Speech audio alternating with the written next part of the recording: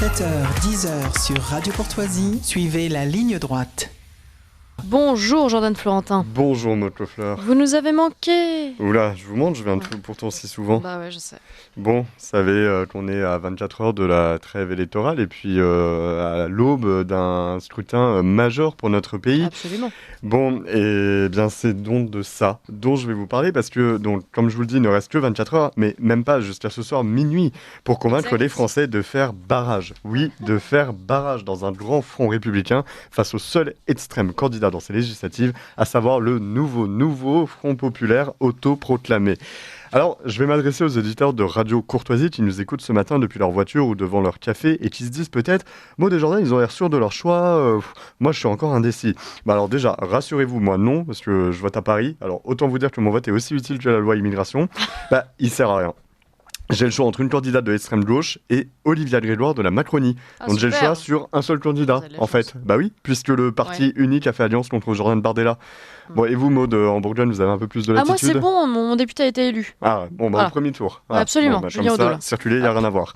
Bon, en tout cas, si vous êtes libre de votre vote, ça j'insiste pour les auditeurs de Radio Courtoisie, parce que contrairement à Libération, Mediapart, l'Obs, Parisien, Le Monde, et je pourrais citer toute la presse de gauche, mon rôle comme journaliste n'est pas ce matin de vous donner une consigne de vote, même si on va en parler, mais de vous alerter une dernière fois sur le danger qu'incarne cette alliance qui va de Laurent Wauquiez, disons-le, hein, clairement, de Laurent Wauquiez jusqu'à Jean-Luc Mélenchon, pire que ça, jusqu'à Philippe Poutou. Enfin, c'est un arc entier qui se dessine. En fait, si vous n'êtes pas Jordan Bardella ou Marine Le Pen, tout le monde est contre vous, sauf, même je tiens à le dire, Nathalie Arthaud.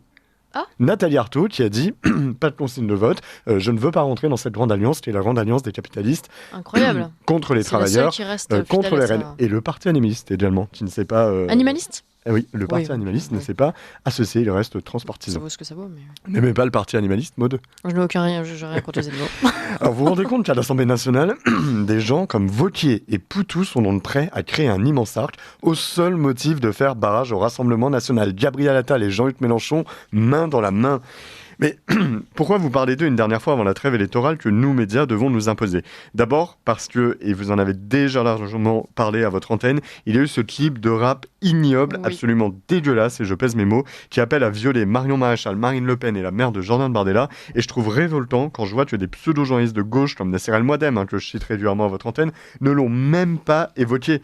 Alors qu'ils nous font à nous, professionnels, des leçons d'éthique. Mais au diable les leçons et qu'elle refasse son éducation, cette femme-là. Quand je vois que Sandrine Rousseau n'a pas eu un mot pour dénoncer ces paroles abjectes que Marine Tondelier a tergiversées sur BFM TV et ne trouvait pas ses mots pour saisir la gravité d'un tel morceau. Remarquez, 5 minutes plus tard, elle affirmait qu'elle était prête à arrêter d'expulser les OQTF. Voilà. Bon, c'est d'abord parce que cet événement, ce rap, cette semaine, qui m'a fait prendre conscience de l'urgence que nous, journalistes, artistes, il y en a qui n'appellent pas tous à voter à gauche, des sportifs et de grands influenceurs, on peut resaluer Thibaut InShape, nous mobilisons. Il faut, c'est urgent contre le danger que fait courir le Front populaire à la France.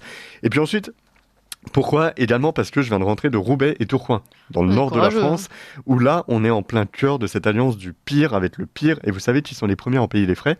Eh bien, les musulmans et les jeunes.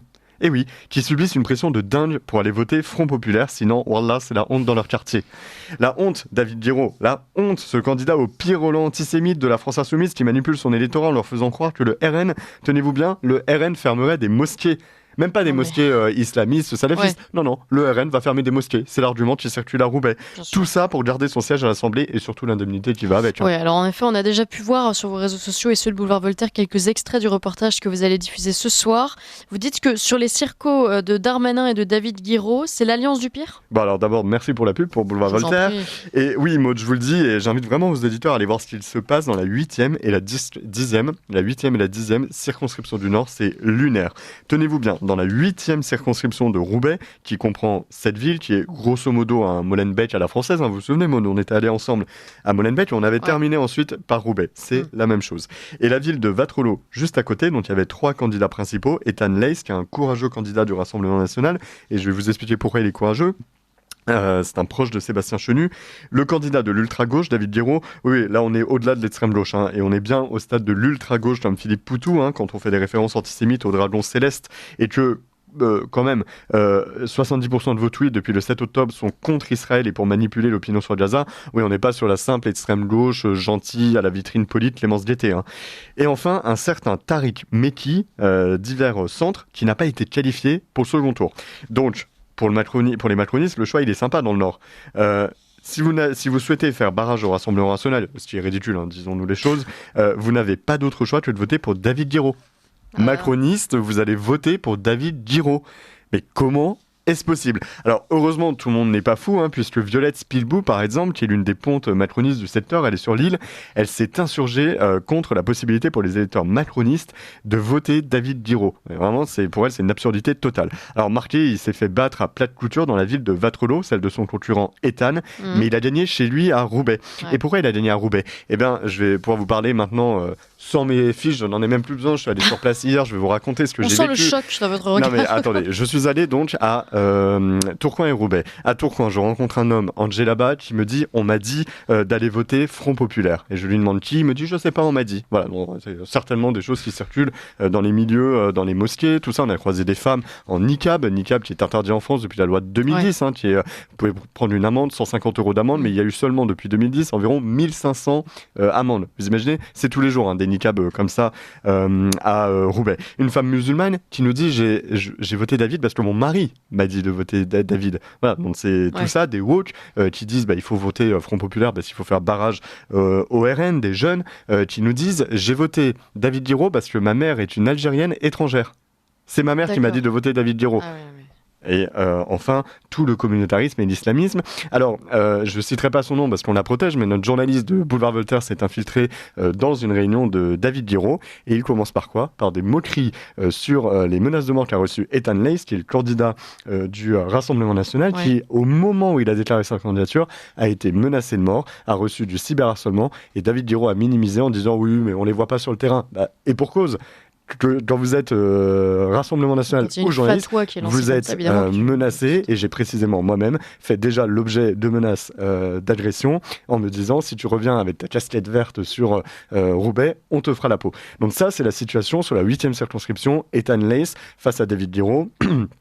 Qui, quand même, c'est une circonscription très difficile pour Rassemblement National, mais il n'est pas encore trop tard pour Ethan Lace. Et puis en face, vous avez la circonscription de Darmanin. Alors là, c'est vraiment, mais alors là, c'est lunaire. Vous avez Leslie Mortreux. Alors elle, tenez-vous bien, c'est un homme devenu, entre guillemets, femme trans, ce n'est pas encore officiel à l'état civil, elle demande à ce qu'on l'appelle madame, mais on peut l'appeler monsieur, parce que ce n'est pas officiel à l'état civil. Messieurs, dames. Ouais. Elle s'est retirée au profit de Darmanin au second tour, donc les électeurs de gauche, qui d'abord, vous imaginez bien, l'électorat communautarisé de banlieue islamiste qui a dû voter pour une femme trans au premier tour, va donc avoir le choix au second tour entre Gérald Darmanin, celui qu'ils accusaient de violence policière, la police qui tue, face au candidat Bastien Verbruch du Rassemblement national. Voilà le choix qu'on leur donne. Et bien vous savez ce que ça provoque sur place, et on allait voir les habitants hier, ils nous disent ras-le-bol de cette soupe. Donc moi, je ne désespère pas que les appels au vote, les consignes qui ont été données fatiguent la masse populaire.